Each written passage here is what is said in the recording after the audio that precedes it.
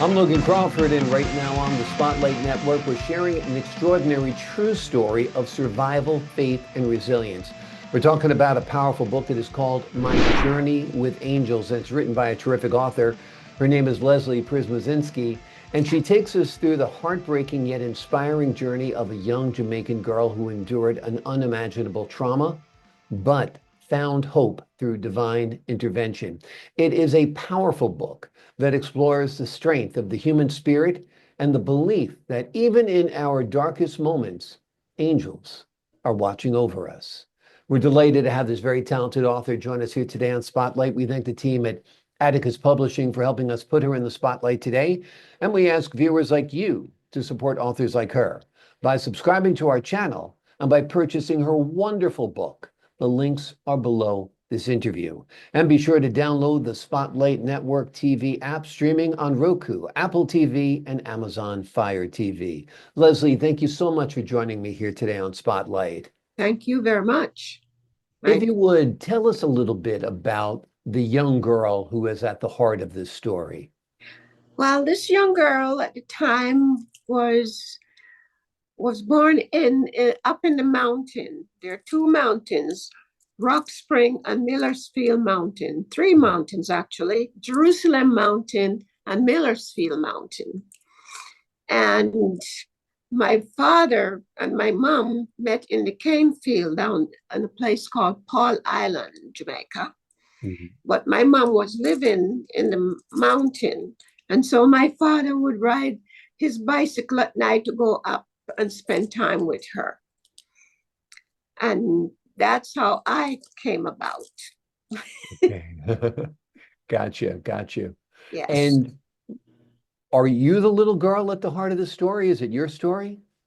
Yes. On the book, the picture of me holding, I'm 3 years old when my father and my great-grandmother, by the way, my father was raised by my great-grandmother, and they stole me away. My father was very irresponsible, so my mom would take him to court to pay child support. And he wouldn't pay it, so they would lock him up. So in order to save him, my great-grandmother who raised him, they both stole me away from my mom, and I was 3 years old. Oh, unbelievable. Yes. What was life like at that point once you were stolen away from your mother? Well, at first my father and my great-grandmother they were very kind to me because I was only 3 years old. I was still an adorable little thing, you know. Yeah. But as time goes by, my father didn't really want to have anything to do with me. Horrible. And my great-grandmother didn't either, but they didn't want me, but they did not want my mom to have me. Unbelievable.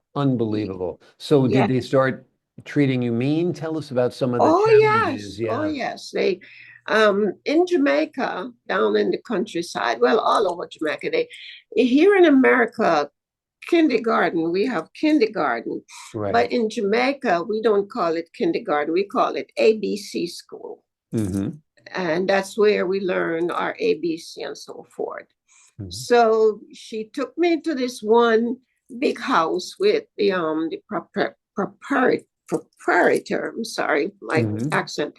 And she would take me there a couple of times, and then I would learn my ABC. But the school was not the kind where the teacher look out for each other, because there were older children and they were in between age, and I was a group that was very young. And so they are manipulative, these older students. So what they did, they told my great-grandmother when she came to pick me up one day that I was saying that she did not feed me, which was true, and that she was beating me, which was true. And my great-grandmother, she was so angry with me. When she took me home, she gave me a whipping. And she called me every name but a child of God. Mm. And she said, as long as I have a breath to draw in my body, I will never set foot into another school. Was And that the end of your education there? Did you stop no, going to school? actually, for a while it was. I was actually a slave to my grandmother because she wouldn't send me to school. And by the way, she was a very religious lady. Mm. And how she would punish me sometime, I would show you. She would have me stand beside her bed, and she would have me stand up and hold one ear and hold one foot up by the side of her bed like that all night Mm. after she beat me. Awful. And by the way, she was a Christian woman who prayed sometimes 4 times a night. Yeah. Unfortunately, she lost the Christian message of compassion and humanity. Mm-hmm. Mm-hmm. Did you eventually break away and get away from her? Well, my father, she picked my father's wife. She was a half Indian lady from a very prominent family. And so when my father married her, I was the only child there, but she hated me. She just couldn't stand me Right. because I was not her child. Right. And so she would beat me too and tell lies, starve me. And when my father returned from work, she would tell him all the bad things that I never did. Right. And my father would beat me to a pulp. Good God. Yes. Awful. Awful. There were several times when I tried to run away, Logan, honestly, Yeah. but I had no place to go. Where are you going to go? Yeah, I know. Exactly. You're a child. I wanted to find my mom, and I didn't know if I should go up the street or down the street. I did not know where to find her. Amazing. And it by the way, the reason why I wrote my book, I was encouraged by my friends to write it, because if it will help one person out there, you know that there's life at the end of a tunnel. Yeah. And I wrote it so it could encourage and empower somebody to make it through. Unbelievable. And by the way, the scars that is inflicted on me to this day, I will take it to the crematorium when I kick the bucket. Oh, that's what. Yeah. The name of the book, though, is My Journey with Angels. Yes. Did you get some relief? Did God intervene? Did angels help you at any point? Yes. As a matter of fact, I got away from my great grandmother when I was, I think, 9, with one of her daughters, my great aunt. She helped me to run away from her. But then, have you ever heard the word jumping out of the frying pan into the fire? Yes. Well, my grand aunt introduced me. She had me to catch the bus and met a lady by the name of Lucy, and she was a peddler herself. And I met her, and Aunt Sue, I called her Aunt Sue. Aunt Sue never beat me, but she worked me like a dog. She would feed me. And by the way, I learned how to climb trees too. So she would send me to pick breadfruit and everything that she needed to take to the marketplace. And she would feed me, but I was tired of working. She wouldn't send me to school. She would just work me as a slave. So guess what? I ran away from her too. Yeah, I don't blame you. Yes. And then I went to Montego Bay. From the country to Montego Bay. I don't know if you ever heard of it. When I went to Montego Bay, I knew no one. But I walked around like a brave little girl. I was not even going through puberty, so I was quite young. And the first lady I met, I said, "Do you know anybody who was looking for a little girl to work for them in their home?" And she looked me up and down, and then she she walked away. Yeah. And then the next lady I went up to, I asked her the same question. And she said, well, how old are you? I did not know how old I was. Mm-hmm. So she said, let me see if I can find somebody to take you in. So she introduced me to this one lady named Sybil. Mm-hmm.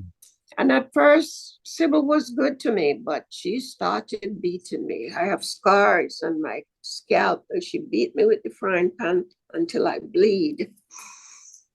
And it seemed to me there was no people who tried to help me, they end up taking unfair advantage of me because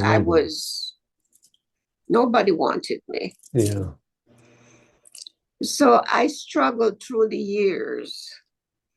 And then as I reached 21, I was a mail order bride, by the way. I saw this little ad in the paper. I could hardly read, barely read and write.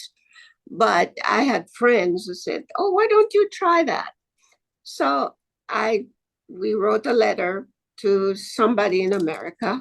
Mm-hmm. And he saw my picture and he liked it. He sent for me and we got married. Wow. And that's where my life began.